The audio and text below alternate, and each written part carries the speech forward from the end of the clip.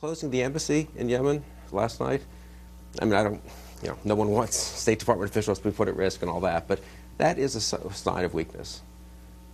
Closing the embassy? We can't protect our own embassy in Yemen, a place we have special operations forces, a place we say we're working with the government on the front lines of the war on terror, and there's a terror threat, and we close the embassy? That's a victory for al-Qaeda.